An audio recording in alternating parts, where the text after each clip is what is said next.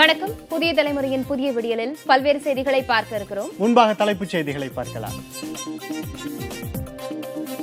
விவசாயிகளுக்கு மாதம் 3000 ரூபாய் ஓய்வூதியம் வழங்கும் திட்டத்தை இன்று தொடங்கி வைக்கிறார் பிரதமர் மோடி. பயங்கரவாதத்தின் ஆணிவேராக பாகிஸ்தான் விளங்குவதாக உத்தரப்பிரதேச கூட்டத்தில் ஆவேசம். பல்வேறு மாவட்டங்களில் நேற்றிரவு முதல் பரவலாக பெய்து வரும் மழை. திருத்தணியில் 17 சென்டிமீட்டர் மழை பெய்தது. சென்னையில் இரவு முதல் விட்டு மழை. பொங்கல் பண்டிகைக்கான ரயில் டிக்கெட் முன்பதிவு தொடங்கியது. ஜனவரி 10ஆம் தேதிக்கான பயணச்சீட்டுகள் விநியோகம். அரியலூர் அருகே கொள்ளிடம் ஆற்றில் படகு கவிழ்ந்து விபத்து. தண்ணீரில் தத்தளித்த 39 பேரை மீட்ட இளைஞர்கள். 3 பேரை காணவில்லை என உறவினர்கள் புகார்.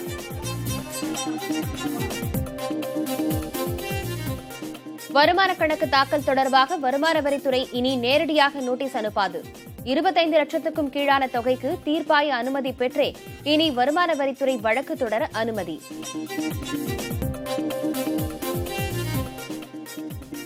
புதிய மோட்டார் வாகன சட்டம் குறித்து பரிசீலித்து முடிவு. அபராதத்தை மாநிலங்களே நிர்ணயிக்கலாம் என்ற நிதின் கட்கரியின் அறிவிப்பை அடுத்து முதலமைச்சர் பேட்டி.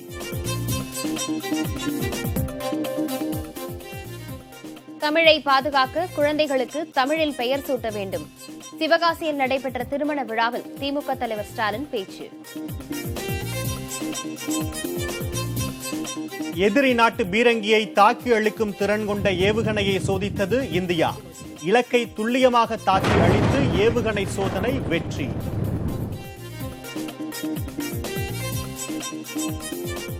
சந்திரயான் 2 குறித்து கவலை வேண்டாம் என இஸ்ரோ தலைவர் சிவன் கருத்து. எதிர்கால விண்வெளி திட்டங்களில் கவனம் செலுத்த விஞ்ஞானிகளுக்கு அறிவுறுத்தல். INX மீடியா வழக்கில் ப. சிதம்பரத்தின் ஜாமீன் மனுவை இன்று விசாரிக்கிறது டெல்லி உயர்நீதிமன்றம். சிதம்பரத்தின் முன்னாள் உதவியாளரான பெருமாளை விசாரணைக்கு ஆஜராகும்படி அமலாக்கத்துறை சம்மன். விவசாயிகளுக்கு ஓய்வூதியம் வழங்கும் திட்டத்தை ஜார்க்கண்டில் பிரதமர் நரேந்திர மோடி இன்று நாட்டு மக்களுக்கு அர்ப்பணிக்கிறார். பிரதமர் நரேந்திர மோடி மிகுந்த விருப்பம் கொண்டுள்ள இந்த திட்டத்தின் மூலம் தற்போது 18 முதல் 40 வயது வரை உடைய விவசாயிகள் 60 வயதை எட்டிய பிறகு அவர்களுக்கு மாதம் 3000 ரூபாய் ஓய்வூதியம் கிடைக்கும். இதனையொட்டி தலைநகர் ராஞ்சியில் இன்று நடைபெறும் நிகழ்ச்சியில் திரௌபதி முர்மு, முதலமைச்சர் ரகுபர் தாஸ், மத்திய பழங்குடியினர் நலத்துறை அமைச்சர் அர்ஜுன் முண்டா மற்றும் பலர் பங்கேற்க உள்ளனர். இதேபோல் புதிதாக கட்டப்பட்டிருக்கும் ஜார்க்கண்ட் மாநில சட்டப்பேரவையையும் பிரதமர் மோடி திறந்து வைக்க உள்ளார். மாநில தலைமை செயலக கட்டட கட்டுமான பணிக்கும் பிரதமர் மோடி அடிக்கல் நாட்டுகிறார். தமிழகத்தில் சென்னை உள்ளிட்ட பல்வேறு மாவட்டங்களில் பரவலாக மழை பெய்தது. திருவள்ளூர் மாவட்டம் திருத்தணியில் 17 சென்டிமீட்டர் மழை பதிவாகியுள்ளது. இன்றும் மழைக்கு வாய்ப்பிருப்பதாக சென்னை வானிலை ஆய்வு மையம் தகவல் தெரிவித்துள்ளது. நாகை, வேளாங்கண்ணி, மயிலாடுதுறை உள்ளிட்ட பகுதிகளில் இடி மின்னலுடன் மழை பெய்தது. இதேபோல் ஈரோடு, கோபிச்செட்டிப்பாளையம் பகுதிகளிலும் கனமழை பெய்ததால் விவசாயிகள் மகிழ்ச்சி அடைந்தனர். புதுக்கோட்டை, நாமக்கல், சிவகங்கை ஆகிய மாவட்டங்களிலும் பரவலாக மழை பெய்தது. திருச்சி மாவட்டம் மணப்பாறை மற்றும் அதன் சுற்றுவட்டார பகுதிகளில் 1 மணி நேரத்திற்கு மேலாக கனமழை பெய்தது. திருவள்ளூர் மாவட்டம் திருத்தணியில் 17 சென்டிமீட்டர் மழை பெய்துள்ளது. திருப்பூர் மாவட்டம் அவிநாசி, பழங்கரை உள்ளிட்ட பல்வேறு இடங்களில் பெய்த மழையால் சாலைகளில் நீர் பெருக்கெடுத்து ஓடியது. இதேபோல் புதுச்சேரி, காரைக்கால், திருநள்ளாறு பகுதிகளிலும் சூறைக்காற்றுடன் மழை பெய்தது. சென்னையிலும் பல இடங்களில் இரவு முதல் லேசான மழை பெய்தது. தமிழகத்தில் இன்றும் மழை நீடிக்க வாய்ப்பிருப்பதாக சென்னை வானிலை ஆய்வு மையம் தெரிவித்துள்ளது. போக்குவரத்து விதிமீறல்களுக்கு கடுமையான அபராதம் விதிப்பதை குறைப்பது குறித்து மாநில அரசுகளே முடிவெடுத்துக் கொள்ளலாம் என மத்திய போக்குவரத்து துறை அமைச்சர் நிதின் கட்கரி தெரிவித்துள்ளார். திருத்தப்பட்ட மோட்டார் வாகன சட்டம் கடந்த 1ஆம் தேதி முதல் அமல்படுத்தப்பட்டுள்ள நிலையில் அதற்கு பல்வேறு மாநிலங்களில் எதிர்ப்புகள் எழுந்துள்ளன. இந்த நிலையில் அதிக அபராதம் வசூலிப்பது விபத்துகளிலிருந்து உயிர்களை காக்கத்தானே தவிர அரசின் வருமானத்தை அதிகரிப்பதற்காக இல்லை என மத்திய போக்குவரத்துத்துறை அமைச்சர் நிதின் கட்கரி தெரிவித்துள்ளார். அபராத தொகை மூலம் கிடைக்கும் வருமானம் மாநில அரசுகளுக்கு செல்லுமே தவிர மத்திய அரசுக்கு அந்த தொகை கிடைக்காது என்றும் அவர் விளக்கியுள்ளார். Every year we have 1,50,000 deaths, out of which 65% death, the age group is 18 to 35. We want to save the life of the young people. At the same time, 2 lakhs to 3 lakhs people they are making handicraft. Actually, it's very bad for the country that these people they complete their life is disturbed. So now it is up to the state government. If they want to take decision, it is up to them because this subject is in concurrent list. We don't have any problem. Whatever the fine revenue collected, it is going to the kitty of the state government. So it is up to the state government to decide. இதனிடையே புதிய motor வாகன சட்டத்திற்கு எதிர்ப்பு தெரிவித்து இளைஞர் காங்கிரஸ் சார்பில் டெல்லியில் போராட்டம் நடைபெற்றது. மத்திய அமைச்சர் நிதின் கட்கரி வீட்டின் எதிரே குவிந்த காங்கிரஸ் கட்சியினர் ஸ்கூட்டர் ஒன்றை தூக்கிக் கொண்டு போராட்டத்தில் ஈடுபட்டனர். இதனால் காங்கிரஸ் கட்சியினருக்கும் காவல்துறையினருக்கும் இடையே தள்ளுமுள்ளு ஏற்பட்டது. போராட்டத்தில் ஈடுபட்டவர்கள் புதிய மோட்டார் வாகன சட்டத்தை மத்திய அரசு கைவிட வேண்டும் என வலியுறுத்தி முழக்கங்கள் எழுப்பினர்.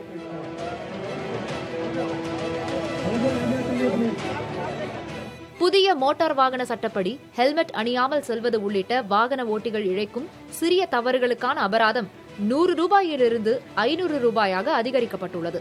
உரிமமின்றி ஓட்டுபவர்களுக்கு அபராதம் 500 ரூபாயிலிருந்து 5000 ரூபாயாக உயர்த்தப்பட்டுள்ளது. உரிய தகுதியின்றி வாகனம் ஓட்டினால் விதிக்கப்படும் அபராதம் 500 ரூபாயிலிருந்து 10,000 ரூபாயாக அதிகரிக்கப்பட்டிருக்கிறது. அதிவேகமாக சென்றால் 400 ரூபாய் அபராதம் விதிக்கப்பட்டு வந்த நிலையில் இது இலகு ரக வாகனங்களுக்கு 1000 ரூபாயாகவும் நடுத்தர ரக பயணிகள் வாகனங்களுக்கு 2000 ரூபாயாகவும் அதிகரிக்கப்பட்டுள்ளது.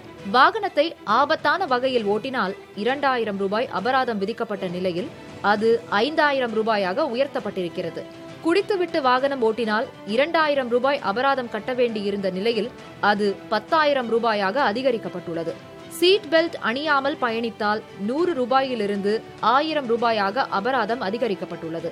பெர்மிட் இல்லாத வாகனங்களை ஓட்டினால் 5000 ரூபாய் அபராதம் விதிக்கப்பட்ட நிலையில் அது 10,000 ரூபாய் வரை உயர்த்தப்பட்டுள்ளது. காப்பீடு இன்றி ஓட்டும் பட்சத்தில் 1000 ரூபாய் அபராதம் விதிக்கப்பட்ட நிலையில் அது 2000 ரூபாயாக புதிய மோட்டார் வாகன சட்டத்தில் உயர்த்தப்பட்டுள்ளது. இருசக்கர வாகனங்களில் அதிக சுமை ஏற்றி சென்றால் 100 ரூபாய் மட்டுமே அபராதமாக இருந்தது. ஆனால் அது 2000 ரூபாயாக உயர்த்தப்பட்டுள்ளதுடன் 3 மாதங்களுக்கு உரிமம் ரத்து செய்யப்படும் என புதிய சட்டத்தில் கூறப்பட்டுள்ளது. சிறார் வாகனம் ஓட்டும்போது அவ்வாகனத்தின் உரிமையாளர் அல்லது பாதுகாவலருக்கு 25,000 ரூபாய் அபராதம் என்பதுடன் 3 ஆண்டு சிறைவாசமும் அனுபவிக்க வேண்டியிருக்கும். இது வாகனத்தை ஓட்டிய சிறுவன் மீது சிறார் சட்டத்தின் கீழ் நடவடிக்கை எடுக்கப்படும். வாகனத்தின் பதிவும் ரத்து செய்யப்படும். பல்வேறு விதமான வாகன விதிமீறல்களில் ஈடுபடும் போது அதற்கு 25,000 ரூபாயிலிருந்து 1,00,000 ரூபாய் வரை அபராதம் விதிக்க புதிய மோட்டார் வாகன சட்டம் வழிவகுக்கிறது. தமிழ்நாட்டில் மோட்டார் வாகன சட்ட திருத்தத்தை கொண்டு வருவது பற்றி ஆலோசித்து முடிவெடுக்கப்படும் என முதலமைச்சர் எடப்பாடி பழனிசாமி தெரிவித்திருக்கிறார். மத்திய அரசு நல்ல திட்டங்களை அறிவித்தால் நாங்கள் ஆதரிக்கின்றோம். அதே வேளையில் இன்றைக்கு மோட்டார் வாகன சட்டம்ன்றது மிக ஒரு நல்ல சட்டம். இன்றைக்கு அந்த சட்டத்தின் வாயிலாக தான் கட்டுப்படுத்த முடியும். போக்குவரத்து நெரிசல் ஏற்படும் போது விபத்து நடக்குது. போக்குவரத்து விதிகளை மீறுகின்ற பொழுது விபத்து நடக்குது. அப்போ அரசு என்ன செய்யணும்? போக்குவரத்து விதிகளை மீறிவிடும் மீது தகுந்த நடவடிக்கை எடுத்தால் தான் இதை கட்டுப்படுத்த முடியும். தடுக்கிறதுக்கு மத்திய அரசு நடவடிக்கை எடுக்கணும்னு மாநில அரசுக்கு இன்னைக்கு பரிந்துரை செஞ்சிருக்குது. சில அரசாங்க நடவடிக்கை இருக்குது, சில அரசாங்க நடவடிக்கையில் நாங்கள் அதை பரிசீலித்து எந்தெந்த வகையில் செயல்படுத்த முடியுமோ அந்த வகையில் செயல்படுத்தும். சந்திரயான் 2 குறித்து கவலைப்பட வேண்டாம் என்றும் எதிர்கால விண்வெளி திட்டங்கள் மீது கவனம் செலுத்துங்கள் எனவும் விஞ்ஞானிகள் மத்தியில் இஸ்ரோ தலைவர் சிவன் பேசியுள்ளார். நிலவின் தென்பகுதியை ஆய்வு செய்வதற்காக சந்திரயான் 2 விண்கலம் மூலம் இஸ்ரோ அனுப்பிய விக்ரம் லேண்டர் கடந்த 7ஆம் தேதி நிலவில் இறங்கும்போது தகவல் தொடர்பு அற்றுப்போனது. அதனை அறிவிக்கும் போது கண்கலங்கிய இஸ்ரோ தலைவர் சிவனை பிரதமர் நரேந்திர மோடி தேற்றி ஆறுதல் கூறியதை அவ்வளவு எளிதில் மறக்க முடியாது. ஒட்டுமொத்த தேசமுமே அப்போது விஞ்ஞானிகளுக்கு துணை நின்றது. இந்த நிலையில் விக்ரம் லேண்டர் திட்டமிட்டபடி நிலவில் தரையிறங்காதது தொடர்பாக ஆய்வு நடைபெற்று வருகிறது. இஸ்ரோ விஞ்ஞானிகள் மற்றும் ஆய்வுக் குழுவினர்களிடையே உரையாற்றிய சிவன் அடுத்த விண்வெளி திட்டங்களில் கவனம் செலுத்துமாறு ஊக்கமளித்துள்ளார். அந்த கூட்டத்தில் பங்கேற்ற விஞ்ஞானிகள் இருவர் டைம்ஸ் ஆஃப் இந்தியா நாளிதழுக்கு இந்த தகவலை தெரிவித்துள்ளனர். சந்திரயான் 2 திட்டத்தின் ஆர்பிட்டர் 100% வெற்றி பெற்றுள்ளது எனவும் லேண்டர் தொழில்நுட்பம் 95 விழுக்காடு வெற்றியடைந்திருப்பதாகவும் இஸ்ரோ தலைவர் பேசியதாக விஞ்ஞானிகள் கூறியுள்ளனர். சாஃப்ட் லேண்டிங்கிற்கு பதிலாக ஹார்ட் லேண்டிங் செய்திருப்பதாகவும் இதனை பற்றி கவலைப்படாமல் அடுத்த விண்வெளி திட்டங்களில் கவனம் செலுத்துமாறும் தங்களை உற்சாகப்படுத்தினார் என தெரிவித்துள்ளனர்.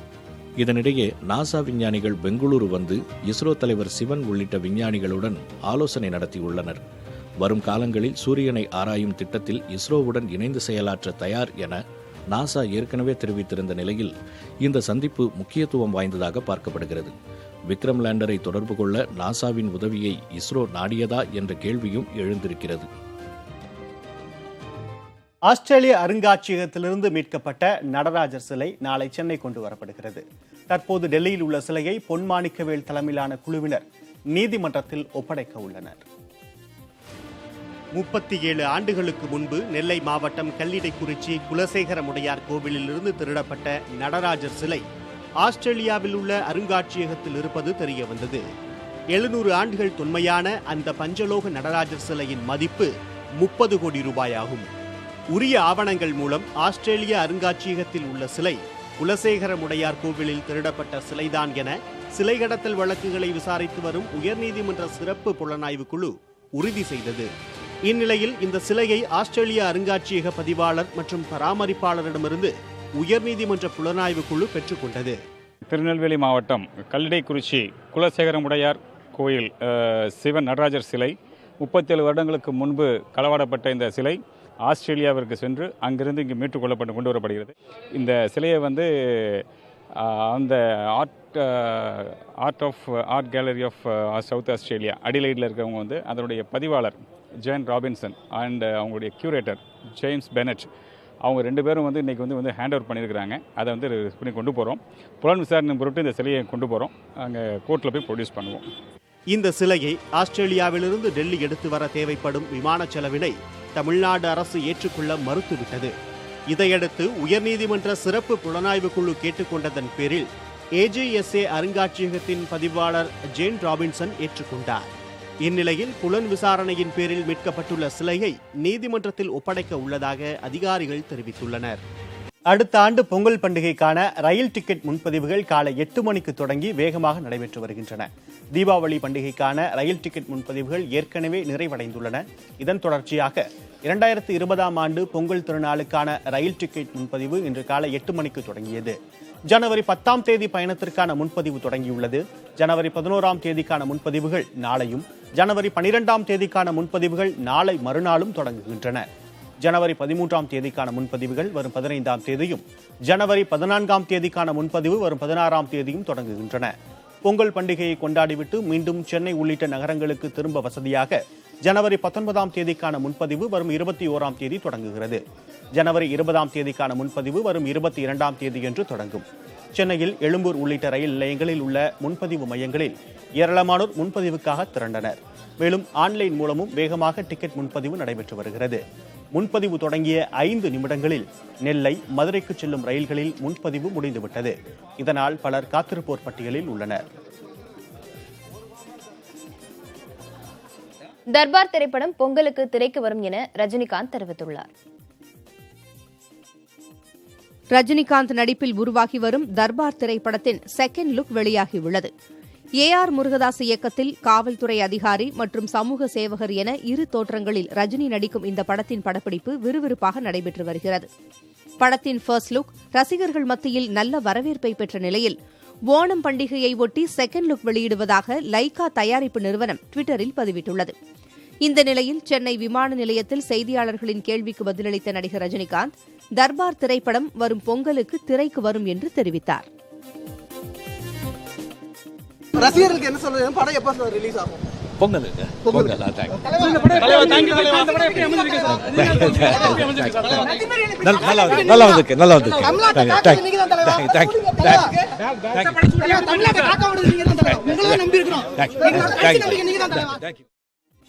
திமுக தலைவர் மு க ஸ்டாலினுக்கு தமிழக அரசின் நடவடிக்கைகளை பாராட்ட மனமில்லை என முதலமைச்சர் எடப்பாடி பழனிசாமி தெரிவித்துள்ளார். கோவை விமான நிலையத்தில் செய்தியாளர்களிடம் பேசிய அவர், ஸ்டாலின் விமர்சனம் செய்யாமல் இருந்தாலேயே பாராட்டுக்குரியதுதான் என கூறினார். மேலும் திமுக ஆட்சியில் எத்தனை வெள்ளை அறிக்கை வெளியிடப்பட்டது எனவும் எத்தனை தடுப்பணைகள் கட்டப்பட்டது எனவும் முதலமைச்சர் கேள்வி எழுப்பியுள்ளார். அவருடைய ஆட்சி காலத்தில் எத்தனை வெள்ளை அறிக்கை வெளியிட்டிருக்கிறார், எவ்வளவு முதலீடு ஈர்த்திருக்கிறார். அவர் சொல்லுவது அத்தனையும் பொய்யான செய்தி. திராவிட முன்னேற்ற கழக ஆட்சியில் 2006லேருந்து 2011 வரைக்கும் 5 ஆண்டு காலத்தில் 26,000 கோடி தான் தமிழகத்தில் தொழில் முதலீடை கொண்டு வந்திருக்கிறாங்க. அவர் எந்த பாராட்டு விழா, அவர் பாராட்டு விழா வச்சுக்கிட்டா நாங்கள் வந்து அரசு செஞ்சுட்டு செயல்பட்டு இருக்குது. அவர் எந்த காலத்தில் வந்து விமர்சனம் செய்யாதாவே பாராட்டத்துக்கு உரியது தான். ஆகவே ஒரு திட்டத்தை துவங்கும் பொழுது உடனடியாக எந்த திட்டத்தையும் நடைமுறைப்படுத்த விட முடியாது. அது அவருக்கு தெரியும். ஆனால் மனம் இல்லை பாராட்டத்துக்கு. குறுகிய எண்ணம் படைத்த ஒரு எதிர்க்கட்சி தலைவர், தமிழ்நாட்டு எதிர்க்கட்சி தலைவர். நான் இஸ்ரேல் போய் அங்கு இருக்கின்ற நீர் ஆதாரத்தை எப்படி பயன்படுத்துகிறார் என்ற ஒரு விரிவான ஆலோசனை மேற்கொள்வதற்காக செல்வேன் என்று சொன்னார். அதுக்கு ஒரு கிண்டல் அடித்து இன்னைக்கு பத்திரிகையில் வெளியிட்டிருக்கார். இங்கே இருக்கிற உபரி நீரையே நீங்கள் சேமிக்கணும்னு சொல்கிறார். இவருடைய ஆட்சி காலத்தில் இவருடைய தந்தை 5 தடவை முதலமைச்சராக இருந்தார். எத்தனை தடுப்பணை கட்டியிருக்கார். 1000 கோடி ரூபாயிலே தடுப்பணை கட்டப்படும் என்ற அறிவிப்பை கொடுத்து இப்பொழுது 600 கோடி ரூபாய்க்கு தடுப்பணை கட்டுகின்ற பணி நடைமுறைப்படுத்திக் கொண்டிருக்கின்றோம். இதெல்லாம் ஸ்டாலினுக்கு தெரிவதற்கு வாய்ப்பே இல்லை. தமிழ் மொழி மிகவும் ஆபத்தான நிலையில் உள்ளது என திமுக தலைவர் மு.க. ஸ்டாலின் தெரிவித்துள்ளார். சிவகாசியில் நடைபெற்ற திருமண விழாவில் பேசிய அவர், தமிழை பாதுகாக்க இனிவரும் காலங்களில் அனைவரும் தங்கள் குழந்தைகளுக்கு தமிழில் பெயர் வைக்க வேண்டுமென வேண்டுகோள் விடுத்தார். நாட்டின் பொருளாதார நிலை மிகவும் கவலைக்கிடமாக உள்ளது எனவும் ஸ்டாலின் தெரிவித்தார். இந்நிகழ்ச்சியில் தூத்துக்குடி நாடாளுமன்ற உறுப்பினர் கனிமொழி உள்ளிட்டோர் பங்கேற்றனர்.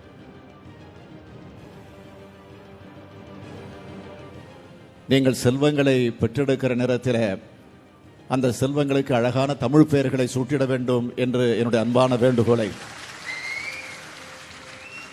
ஏனென்றால் தமிழுக்கு ஆபத்து ஏற்படுத்தக்கூடிய சூழ்நிலை, நம்முடைய தாய்மொழியான தமிழுக்கு ஒரு கேடுதலை உருவாக்கக்கூடிய ஒரு நிலை இன்றைக்கு உருவாக்கப்பட்டு கொண்டிருக்கிறது. ஆக அப்படி உருவாக்கப்படக்கூடிய இந்த நேரத்தில் அழகான தமிழ் பெயர்களை நீங்கள் சூட்டிட வேண்டும். காங்கிரஸ் கட்சியின் மாநில தலைவர்கள் மற்றும் பொறுப்பாளர்களுடன் அக்கட்சியின் இடைக்கால தலைவர் சோனியா காந்தி இன்று முக்கிய ஆலோசனை நடத்துகிறார்.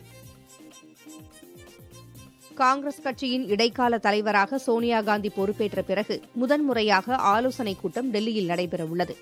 கட்சியின் மாநில தலைவர்கள், மாநில பொறுப்பாளர்கள், பொதுச் செயலாளர்கள் மற்றும் சட்டப்பேரவை கட்சித் தலைவர்கள் ஆகியோருக்கு இந்த கூட்டத்தில் பங்கேற்க அழைப்பு விடுக்கப்பட்டுள்ளது. உறுப்பினர்கள் சேர்க்கை மற்றும் கட்சி அமைப்பை வலுப்படுத்த தேவையான நடவடிக்கைகள் எடுப்பது குறித்து கூட்டத்தில் விவாதிக்கப்பட இருப்பதாக தெரிகிறது. விரைவில் மகாராஷ்டிரா, ஹரியானா, ஜார்க்கண்ட் ஆகிய மாநிலங்களில் தேர்தல் நடைபெறவுள்ள நிலையில் அது குறித்தும் ஆலோசிக்க வாய்ப்பு இருப்பதாக கூறப்படுகிறது.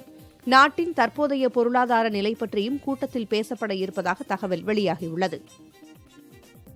INX மீடியா வழக்கில் முன்னாள் மத்திய அமைச்சர் ப. சிதம்பரம் தாக்கல் செய்துள்ள ஜாமீன் மனு மீது டெல்லி உயர்நீதிமன்றம் இன்று விசாரிக்கிறது. INX மீடியா வழக்கில் ஏற்கனவே ப. சிதம்பரம் தாக்கல் செய்த மனுவை டெல்லி உயர்நீதிமன்றம் ரத்து செய்தது. இதையடுத்து CBI அதிகாரிகள் ப. சிதம்பரத்தை கைது செய்து நீதிமன்றத்தில் ஆஜர்படுத்தினர். விசாரணை காவலுக்கு பிறகு 15 நாட்கள் நீதிமன்ற காவலில் ப. சிதம்பரத்தை வைக்க உச்சநீதிமன்றம் உத்தரவிட்டதை அடுத்து கடந்த 5ஆம் தேதி திகார் சிறையில் அடைக்கப்பட்டார் ப. சிதம்பரம். இந்நிலையில் ஜாமீன் வழங்க கோரி டெல்லி உயர்நீதிமன்றத்தில் சிதம்பரம் மனு தாக்கல் செய்துள்ளார். சனி, ஞாயிறு மற்றும் மொஹரம் விடுமுறையை ஒட்டி கடந்த 3 நாட்களாக ஜாமீன் மனு தாக்கல் செய்ய முடியாமல் இருந்தது. விடுமுறைக்கு பின் மீண்டும் நீதிமன்றம் திறக்கப்பட்டதால் ப. சிதம்பரம் சார்பில் ஜாமீன் மனு தாக்கல் செய்யப்பட்டது. மனுவில் சம்மன் அனுப்பிய போது முறையாக ஆஜரானதுடன் 15 நாட்கள் விசாரணையின் போதும் முழு ஒத்துழைப்பு வழங்கினேன் என குறிப்பிட்டுள்ளார். மேலும் தன்னிடம் முழு விசாரணை நடத்திவிட்டதாக CBI நீதிமன்றத்தில் கூறியுள்ளதால் இனியும் சிறையில் இருக்க வேண்டிய அவசியம் இல்லை என கூறியுள்ளார். அதனால் தன்னை ஜாமீனில் விடுக்க கோரி மனுவில் கேட்டுக் கொண்டுள்ளார். INX மீடியா வழக்கில் CBI மற்றும் அமலாக்கத்துறை வழக்குகளில் இருந்து ஜாமீன் வழங்க கோரி தனித்தனியே மனு தாக்கல் செய்துள்ளார். INX மீடியா வழக்கில் ப. சிதம்பரத்தின் முன்னாள் உதவியாளரான பெருமாளை விசாரணைக்கு ஆஜராகுமாறு அமலாக்கத்துறை சம்மன் அனுப்பியுள்ளது. ப. சிதம்பரம் நிதியமைச்சராக இருந்தபோது அவரிடம் உதவியாளராக பணியாற்றியவர் பெருமாள். டெல்லியில் வசித்து வரும் இவரிடம் CBI மற்றும் அமலாக்கத்துறை அதிகாரிகள் விசாரணை நடத்தியதாக தெரிகிறது. ப. சிதம்பரத்தை இந்திராணி முகர்ஜி மற்றும் பீட்டர் முகர்ஜி ஆகியோர் சந்திப்பதற்கு பெருமாள் ஏற்பாடு செய்தாரா என்பது உள்ளிட்ட கேள்விகள் அவரிடம் கேட்கப்பட்டதாக கூறப்படுகிறது. மேலும் அவரின் வெளிநாட்டு பயணங்கள் குறித்தும் விசாரணை நடத்தப்பட்டதாக தெரிகிறது. இந்நிலையில் இன்று விசாரணைக்கு ஆஜராகுமாறு பெருமாளுக்கு அமலாக்கத்துறை சம்மன் அனுப்பியுள்ளது. எதிரி நாட்டு பீரங்கியை தாக்கி அழிக்கும் திறன் படைத்த ஏவுகணையை இந்தியா வெற்றிகரமாக பரிசோதித்து பார்த்துள்ளது. ராணுவ ஆராய்ச்சி மற்றும் மேம்பாட்டு மையம் தயாரித்திருக்கும் இந்த ஏவுகணை ஆந்திர மாநிலம் கர்னூலில் வைத்து நேற்று ஏவி பரிசோதிக்கப்பட்டது. சோதனைக்கென நிர்ணயிக்கப்பட்டிருந்த இலக்கை அந்த ஏவுகணை வெற்றிகரமாக தாக்கி அழித்தது. முற்றிலும் உள்நாட்டிலேயே தயாரிக்கப்பட்ட குறைந்த எடை கொண்ட இந்த இலகுரக ஏவுகணையை இந்தியா 3வது முறையாக வெற்றிகரமாக பரிசோதித்து பார்த்துள்ளது. ராணுவ ஆராய்ச்சி மற்றும் மேம்பாட்டு மையம் தயாரித்துள்ள 3வது தலைமுறை ஏவுகணை இதுவாகும். இந்த ஏவுகணை விரைவில் இந்திய ராணுவத்தில் சேர்க்கப்படும் என்று எதிர்பார்க்கப்படுகிறது. மனிதன் சுமந்து செல்லக்கூடிய பீரங்கி எதிர்ப்பு ஏவுகணை சோதனை வெற்றிகரமாக அமைந்ததற்கு பாதுகாப்புத்துறை அமைச்சர் ராஜ்நாத் சிங் வாழ்த்து தெரிவித்துள்ளார். நாமக்கல் மாவட்டத்தில் திருமணிமுத்தாறில் பொங்கி வரும் நுரையால் பொதுமக்களும் விவசாயிகளும் அச்சமடைந்துள்ளனர். சேர்வராயன் மலைத்தொடரில் உற்பத்தியாகும் திருமணிமுத்தாறு சேலம், நாமக்கல் மாவட்டங்களை கடந்து நன்சை இடையார் என்ற இடத்தில் காவிரி ஆற்றில் கலக்கிறது. ராசிபுரம் அருகே மதியம்பட்டி சுற்றுப்பகுதியில் மட்டும் 500 ஏக்கர் விளைநிலங்கள் திருமணிமுத்தாறின் மூலம் பாசன வசதி பெறுகின்றன. நிலையில் மதியம்பட்டி அருகே திருமணிமுத்தாறில் தண்ணீரில் நுரை பொங்கி வருகிறது. பஞ்சுப்பொதி போல இந்த நுரை கரையோர பகுதிகளில் ஒதுங்கியுள்ளது. மல்லசமுத்திரம் மதியம்பட்டி சாலையை மறைக்கும் அளவுக்கும் நுரை தேங்கியுள்ளது. ரசாயன கழிவுகள் கலக்கப்பட்டதால் நுரை பொங்கி வருவதாக புகார் கூறியிருக்கும் மதியம்பட்டி கிராம மக்கள் இந்த நிலை நீடித்தால் ஆறும் சுற்றுச்சூழலும் மாசுபடும் என அச்சம் தெரிவிக்கின்றனர். இதற்கு காரணமானவர்கள் மீது கடும் நடவடிக்கை எடுக்க வேண்டும் என அவர்கள் வலியுறுத்தியுள்ளனர். கலை அறிவியல் படிப்புகளுக்கும் ஆன்லைன் கலந்தாய்வை கொண்டுவர தமிழக அரசு ஒப்புதல் அளித்துள்ளது. இதனால் ஏற்படும் நன்மை தீமைகள் குறித்து விளக்குகிறது இந்த தொகுப்பு. கலை அறிவியல் படிப்புகளுக்கும் பொறியியல் கலந்தாய்வு போன்ற ஒற்றைச்சாளர கலந்தாய்வை கொண்டுவர தலைமைச் செயலாளர் ஒப்புதல் வழங்கியுள்ளார். பல்கலைக்கழக துணைவேந்தர்கள், உயர்கல்வித்துறை அதிகாரிகள் கலந்து கொண்ட உயர்கல்வித்துறை ஆய்வுக் கூட்டத்தில் ஆன்லைன் கலந்தாய்வை நடத்துவதற்கான பணிகளை தொடங்கவும் ஒப்புதல் அளிக்கப்பட்டுள்ளது. கலை அறிவியல் படிப்புகளுக்கு ஒவ்வொரு கல்லூரிக்கும் தனித்தனியாகத்தான் கலந்தாய்வுகள் நடத்தப்படுகின்றன. சில கல்லூரிகளில் கலந்தாய்வு நடைமுறையே பின்பற்றப்படுவது இல்லை. இவற்றை கருத்தில் கொண்டு ஆன்லைன் கலந்தாய்வை நடைமுறைப்படுத்த உயர்கல்வித்துறை முடிவெடுத்திருப்பதாக தெரிகிறது.